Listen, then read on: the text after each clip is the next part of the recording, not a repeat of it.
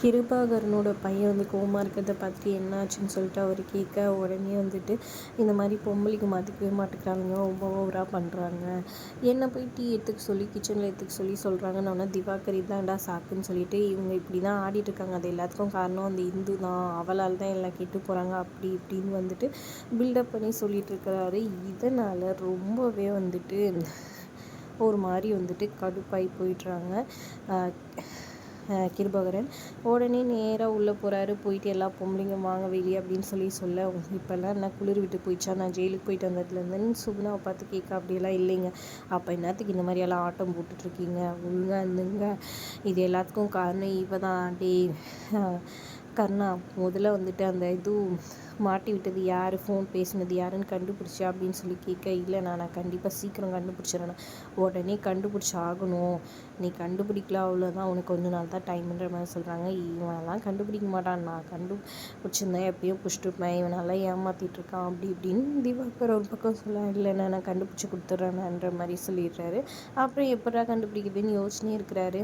அப்போ இந்து என்ன ஆச்சுன்னு சொல்லி கேட்க, இல்லை யார் பண்ணியிருப்பான்ற மாதிரி யோசிச்சுட்டு இருக்காங்க, எனக்கு தெரிஞ்ச அந்த மேக்கப் பண்ண அந்த லேடிஸாக தான் இருக்கும், முதல்ல அவங்க யார் என்னன்னு கண்டுபிடி அப்படின்னு சொல்ல, ஆமலை கரெக்டு, நீ சொன்னதும் கரெக்டாக, அதை வச்சு என்ன பண்ணுவோம் அப்படின்ற மாதிரி யோசிக்கிறாங்க.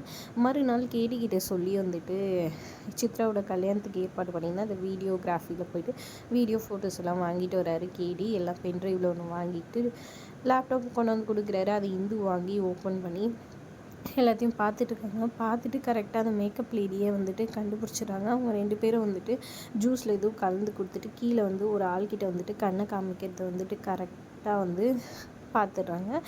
பார்த்துட்டு கர்ணா கிட்ட காமிக்க, அதை கேடி பார்க்குறாரு, இந்த ஆள் எங்கேயோ பார்த்துருக்கனே, இந்த ஆள் வந்துட்டு எம்எல்ஏவோட பிஏ, ஆமாம் இந்த ஆள் தான் வந்துட்டு கவுன்சிலராக இருந்தார், பழைய கவுன்சிலராக இந்த ஏரியாவுக்கு அப்படின்னு நம்ம சொல்கிறாங்க. இவங்களுக்கும் இந்த லேடிக்கும் என்ன சம்மந்தம், ஏதோ ஒரு விஷயம் இருக்குது, அப்போ இந்த ஆளை பிடிச்சா முதல்ல அந்த லேடியை கண்டுபிடிச்சிடலாம், அதுக்கப்புறம் கவுன்சிலரையும் பிடிச்சிடலாம், நம்ம உடனே போவோம்னு சொல்லிட்டு கேடியும் கர்ணாவும் நேராக வந்துட்டு அந்த லேடியை பிடிக்கிறதுக்காக அந்த ஆள் வீட்டுக்கு போகிறாங்க. அந்த ஆள் வீட்டுக்கு போயிட்டு கல்யாண ஆர்டர் ஒன்று, அதில் வந்துட்டு மேக்கப் போடுறதுக்கு ஆள் வேணும், நீங்கள் தான் அனுப்பிச்சி வச்சுருந்தீங்களாமே கிருபாகரன் அண்ணா வீட்டுக்கு அப்படின்ற மாதிரி சொல்ல, அப்படிலாம் நான் யாரும் அனுப்பலையே, எனக்கு யாரும் தெரியாதுன்னா அந்த ஆள் திடுன்னு முடிச்சுக்கின்னு பயந்துக்குன்னு பேச, அப்புறம் உடனே வந்துட்டு கரெக்டாக அந்த பொண்ணு வந்துட்டு மேக்கப் போட அந்த பொண்ணு வந்து ரூம்லேருந்து வெளியே வருது, கரெக்டாக அதில் கர்ணா நோட் பண்ணிடுறாரு.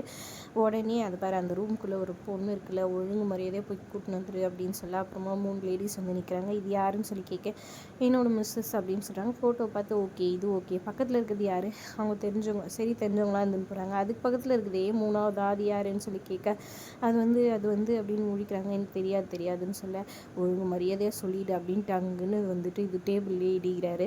அவர் பயந்து நடிக்கிட்டு இருக்காரு. என்ன நடக்க போகுது பொறுத்திருந்து பார்க்கலாம். வீடியோ பிடிச்சிருந்தா லைக் பண்ணிக்கோங்க. தேங்க்ஸ் ஃபார் வாட்சிங்.